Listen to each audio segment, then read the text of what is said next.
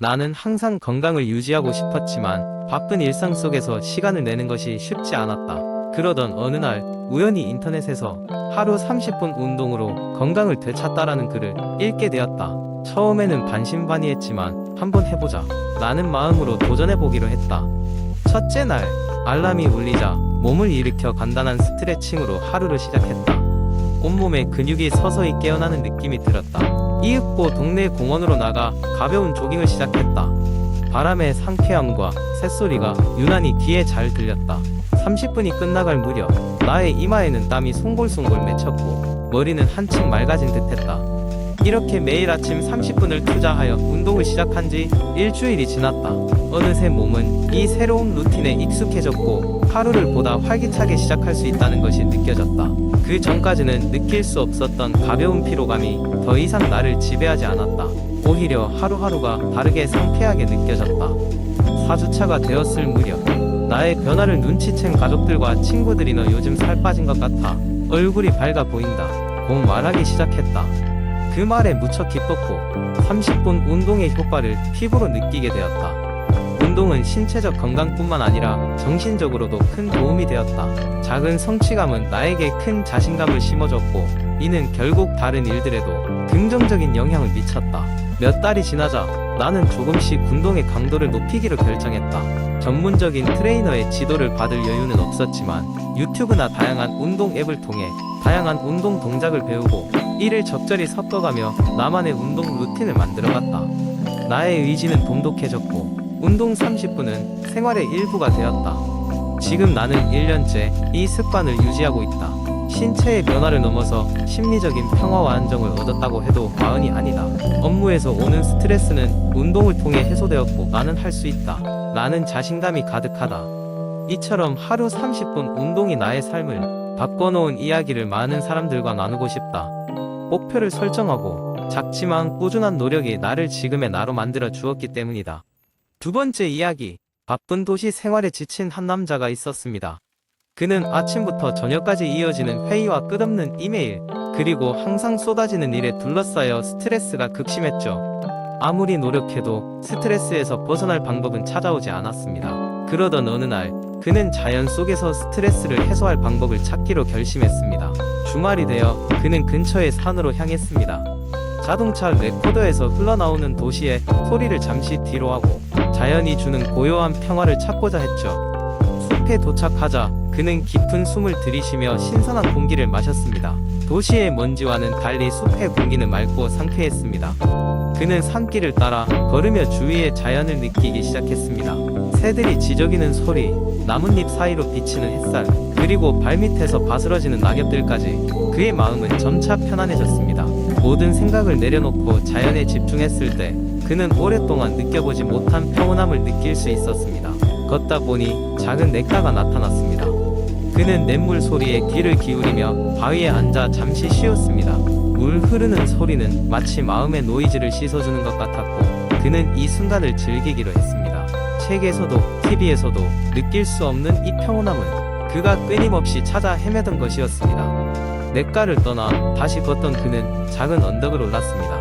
언덕 꼭대기에서 내려다본 풍경은 그에게 큰 감명을 주었습니다. 끝없이 펼쳐진 산과 계곡, 숲이 품고 있는 자연의 위대함 앞에서 그는 인간이 얼마나 작은 존재인지 깨달았습니다. 그 순간 그는 자신을 괴롭히던 것들이 얼마나 사소한 문제인지도 알게 되었죠. 그렇게 그는 자연의 품속에서 얼마 동안을 머물렀습니다.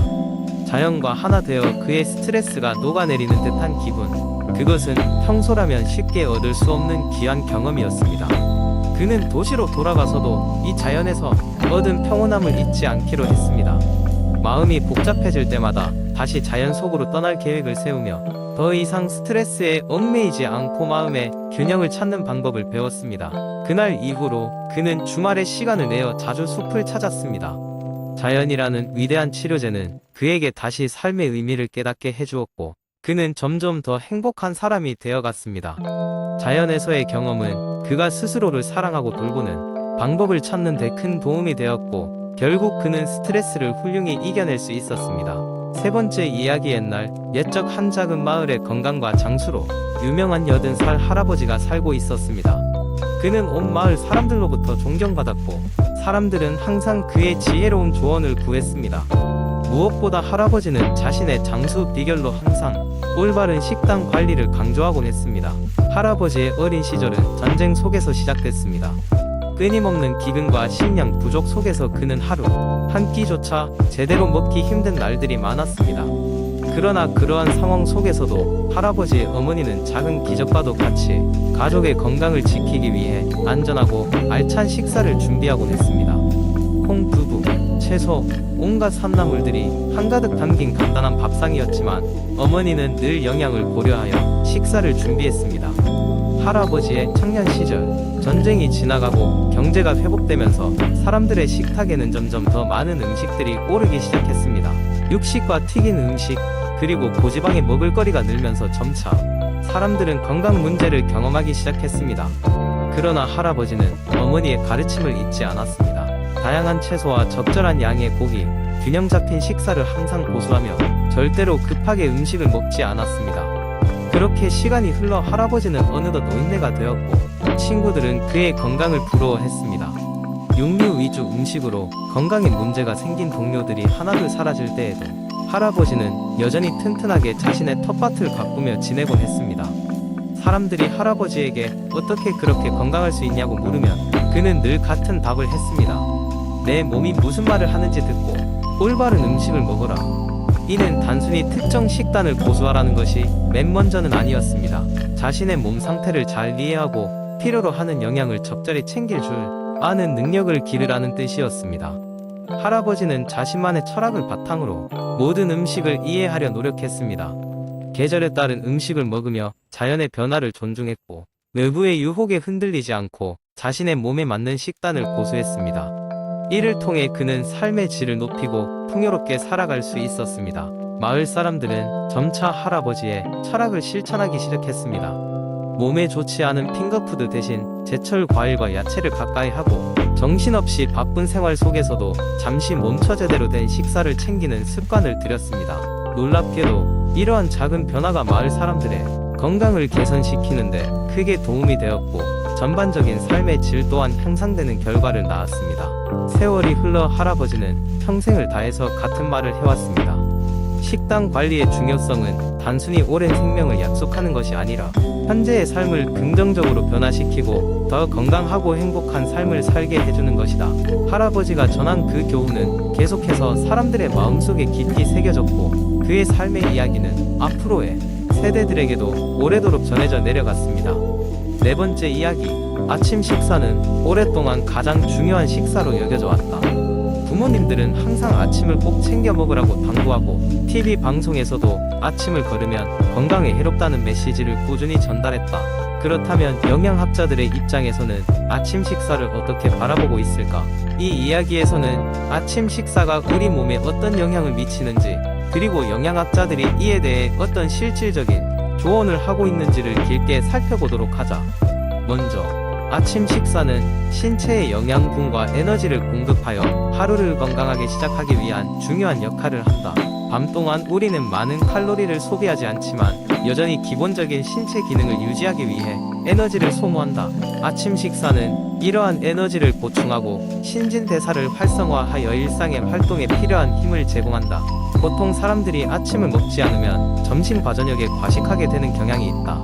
이러한 패턴은 체중 증가와 건강 악화로 이어질 수 있다. 하지만 최근 들어 아침 식사의 중요성에 대한 다양한 의견이 나오고 있다. 일부 학자들은 아침 식사가 결코 필수적이지 않다고 주장한다. 예를 들어 인간은 수천 년 동안 식량이 부족한 상황에서 아침 식사를 하지 않고도 생존해왔다. 또한 인터미턴트 단식이 점점 인기를 얻으면서 아침을 생략하는 것이 오히려 건강에 더 좋다는 주장도 있다. 몇몇 연구는 간헐적 단식이 혈당 조절과 체중 감소, 혈압 개선에 긍정적인 영향을 줄 수 있다고 제안한다. 그렇다면 누구의 말이 맞는 걸까? 영양학자들은 각 개인의 생활 패턴과 신체 상태가 다르기 때문에 보편적인 규칙을 적용하기는 어렵다고 입을 모은다. 하지만 아침 식사를 먹는 것이 채소, 과일, 곡물 등 다양한 식품을 섭취할 수 있는 기회를 제공하고 이는 영양 불균형을 예방할 수 있다고 조언한다. 또 하나 중요한 점은 어린이와 청소년의 경우 아침 식사가 학습 능력과 집중력에 긍정적인 영향을 줄 수 있다는 연구 결과도 많다. 이는 성장기 아이들에게 특히 중요하게 고려되어야 할 사항이다. 전체적으로 볼 때 아침 식사의 중요성은 각 개인의 건강 상태, 생활 습관, 신체의 필요에 따라 다르게 평가될 수 있다. 따라서 모든 사람이 매일 아침 식사를 해야 한다는 절대적인 법칙은 없다. 그러나 영양소의 균형 잡힌 섭취와 전반적인 건강 유지를 위해 아침 식사를 균형 잡히게 챙겨 먹는 것이 권장된다. 결국 자신의 신체와 생활 방식에 맞춘 식습관을 찾는 것이 가장 중요하다. 아침 식사의 유무를 둘러싼 논란은 앞으로도 계속될 것이지만 핵심은 자신에게 맞는 건강한 식습관을 유지하는 데 있다. 5번째 이야기. 저는 다이어트를 결심한 지 몇 달이 지났습니다. 시작은 항상 의욕이 넘쳤지만 매일매일의 작은 습관들이 방해가 되어 번번이 실패하고는 했습니다. 가장 큰 적은 늦은 밤의 간식이었습니다. 저녁 식사 후 잠을 자기 전까지의 시간이 너무 길게 느껴져 자꾸만 냉장고 앞에 서 있게 되었습니다. 만족스럽지 않은 낮의 식습관 때문인지 늦은 밤에는 배가 고파지곤 했습니다. 첫 번째 해결책은 규칙적인 식사 시간을 정하는 것이었습니다. 아침을 든든하게 먹고 점심, 저녁을 균형 있게 섭취하는 것이 목표였습니다. 그러나 습관적으로 넘겼던 아침 식사가 가장 문제가 되었습니다. 그래서 아침에는 단백질과 탄수화물이 충분히 포함된 식단으로 조금 더 일찍 일어나 여유있게 식사를 해보았습니다.